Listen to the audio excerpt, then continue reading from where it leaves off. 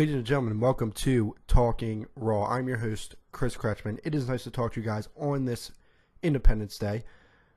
Before we get into the Smackdown live review, I have to address two things. One thing, and then I just have to remind you to do something. I have to address the audio situation. I have heard complaints, which are very valid, by the way. I just got a new mic, as you can see. I'm breaking it in. And it's not a permanent mic. This is a temporary mic. I'm saving up for the Shure SM7B, so bear with me for the moment. If the audio isn't up to par, I'm sorry. I really am. I'm saving up for the Shure SM7B, so look forward to that. And you're going to have crisp audio in your ears come that time. We have Smackdown Live to get into. Before we get into that, I just want to remind you guys, if you haven't already, subscribe to the channel. Subscribe button is right below. So please do subscribe if you enjoy my content. Let's get into SmackDown Live now. John Cena, he starts the show. He has made his return, and oh, does it feel so good to have this man back on WWE television. John Cena addresses his free agent status and says he wants to face the best on Raw and SmackDown Live. That's the reason why he is a free agent. And he starts naming the big names, that being AJ Styles, Samoa Joe, Shinsuke Nakamura, Kevin Owens, the big names from both brands. And he says that they can all get it. And out comes Rusev. And the whole segment, literally the whole entire segment, lost his steam there. Like Rusev was kind of just drinking in the hate from the American crowd. And really the segment just lost its steam there. John Cena challenges Rusev to a flag match. Then Rusev turns down the match, and then John Cena calls him a coward.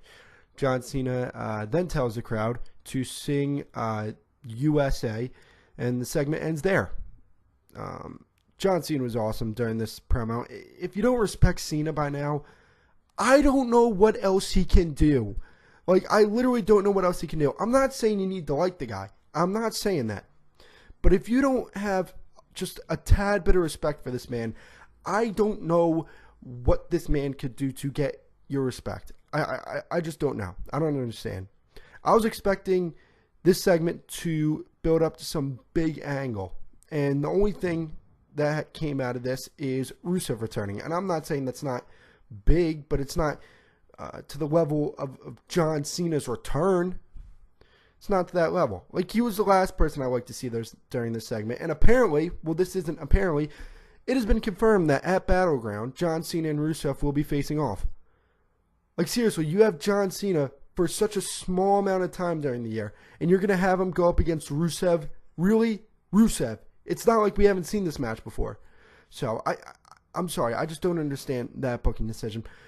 Put him up against Baron Corbin. Put him up against somebody like that. Obviously, I know he and Shinsuke are feuding, but still, give me somebody more exciting than Rusev. Rusev almost ruined this whole entire segment. I have to say that. He was not good at all during this promo. And was anybody really craving a Rusev return? Like, was Rusev really necessary on WWE television at the moment? Couldn't he have been saved for post-SummerSlam or something like that? To where they could actually put him in a meaningful story. I mean, obviously, John Cena, and with the match with John Cena, you're obviously going to get a little bit of a rub. But, obviously he's going to lose that match to John Cena. Like, does anybody think that he's going to win that match? No, so it does nothing for Rusev there. We then have AJ Styles versus Chad Gable, and the winner of this match gets into the Independence Day Battle Royal. And first off, before this match, this looks like a sign of things to come with American Alpha, and I'm going to talk about it later on. Why is WWE so... I don't even know the right word, okay? Why do they want to break up these tag teams? They're going to look at all... When they break up the Hype Bros and when they break up American Alpha, they're going to look at the tag team division and they're going to say, what do we have? What teams do we have? They already broke up Enzo and Cass. They're going to break up American Alpha. They're going to break up the Hype Bros. And then they're going to look at their tag team division. They're going to realize they have a combined 6 teams on both shows. And it's not like the NXT tag team division is anything to write home about. Obviously, the Authors of Pain are fantastic. But other than that, Sanity maybe. Still, why are they breaking up all these tag teams? And I'm not saying they're going to break up American Alpha anytime soon, but Chad Gable definitely looks like he's comfortable on his own, because this match was really good. This match ended about 5 minutes too soon. I really do. Chad Gable's stock has shot up after this match. It really has. And his match with Kevin Owens. Chad Gable really impressed me during this match. His technical wrestling ability is off the charts, man. This dude is a beast. AJ Styles wins this match via a phenomenal forearm. Sad that the match didn't go on for as long as I had hoped. We have the Carmelabration with Carmella and James Ellsworth. I didn't care for this segment. I really had no desire to talk about this segment. But I'll say one thing about this segment. Carmella has improved immensely on the mic. She really has. She could be a star in the division. We have Lana versus Naomi. Naomi wins. There's that. Literally nothing to write home about in terms of the women's division on Smackdown Live at the moment. The women's division was so hot during the Money in the Bank build-up, but now obviously times have changed. We then have the rap battle with the Usos and the New Day. What the hell was this? I mean, this could be another worst segment of the year candidate. I mean, seriously, who wrote this segment? It wasn't funny at all. I didn't laugh one bit. Not once. Okay, maybe the Xavier Woods bit. That was funny, but other than that, no. This segment was so bad. I don't know why this was on my television.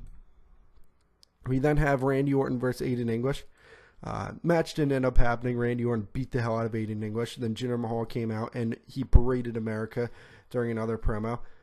I can get on board with this Randy Orton. This was awesome. This feud has made me like Randy Orton again. My gripe with Randy Orton is that as a babyface, he can get very boring and stale. But that ain't the case here. Orton has been killing it as of late. He has been killing it in this feud with Jinder Mahal. And look, Randy Orton, say what you want about Randy Orton. This dude knows the business in and out. He knows how to get over an up-and-coming superstar. And that's what he's doing here with Jinder Mahal. He's trying his hardest to make Jinder Mahal a star. And I think that he welcomes these up-and-comers. He welcomes feuds with these up-and-comers. And I don't think he has any problem putting them over. So, Randy Orton, 2 thumbs up as of late. He's been really impressing me. With that being said, Jinder Mahal, he sounds so robotic on the mic. And literally, all of his promos are the same thing. Ever since he's gotten this push, it's literally been the same promo. Oh, you Americans don't like me because I look differently. I'm your champion. Blah, blah, blah, blah, blah. I'm not saying Jinder Mahal doesn't have potential. Yes, he does have potential, I think, especially on the mic. But I don't know. I just think he sounds so robotic during this. We then have Renee Young. She was interviewing Mike and Maria Kanellis, and the interview was interrupted by Sami Zayn. And Sami Zayn had to explain to them what happened in that weird comical way that they've been booking him as of late. This is a horrible way to book Sami Zayn. Like, it really is. In NXT, we love Sami Zayn because of his underdog personality. Not this. Like, this is literally the worst way you could book Sami Zayn. WWE must have something against this man because they are literally trying to make this man look like a joke every single week. I don't know what they have against this man, but man, it's bad. It is bad. We then have the Independence Day Battle Royal. Things to note here real quick. Mojo Rawley eliminated Zack Ryder. Does this mean that the Hype Bros are going to break up? Probably. And then WWE is going to look at their tag team division once they break them up, and they're going to be like, we have a combined 6 tag teams on both shows. Like, tag team wrestling is awesome, but obviously a lot of tag teams have been broken up lately, and it's ridiculous. It really is ridiculous. How many more tag teams are going to break up? Yeah, I don't know. The last 3 in this match were AJ, Sami Zayn, and Ty Dillinger, so it looks like they may have something for Ty Dillinger very soon. I always say this.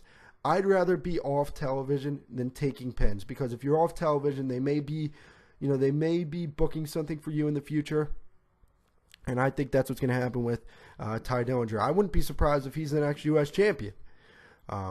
So, I mean, his stock, has it fallen? Yes, but is it at Apollo Crews level?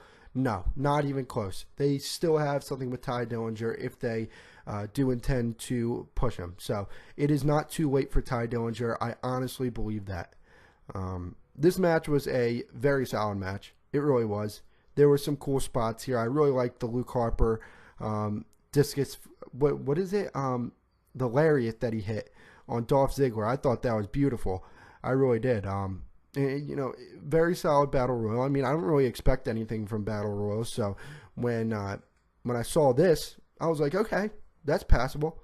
So AJ Styles ends up winning the match, and then Kevin Owens comes into the ring after the match ends, and he starts to beat down on AJ Styles. AJ Styles then reversed that into a Styles Clash, and then Kevin Owens got out from that, and he ran out of the ring, and that was SmackDown Live. SmackDown Live tonight, as you can tell from the way I'm talking about it, it was a very inconsistent show. Very, very, very inconsistent show, because there'd be a good segment, like the Randy Orton stuff, and the John Cena segment, and then, you know, you'll have a horrible segment like the rap battle.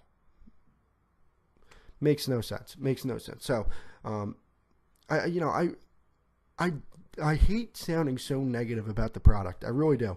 But Raw yesterday, you know, like I said, it was a middle of the road Raw. SmackDown Live, just below that, a below average show. Not a horrible show. I'm sorry. If there are 4 entertaining segments on a show, I can't sit here and say it's an awful show. So that's my opinion on it. That is the SmackDown Live review. So if you haven't already, please do subscribe to the channel. Let me know what you guys think about the SmackDown Live in the comment section below. Again, I'm sorry about the audio issue. It will be fixed very, very soon. So thank you guys for tuning in. Let me know what you guys think about this SmackDown Live in the comment section below.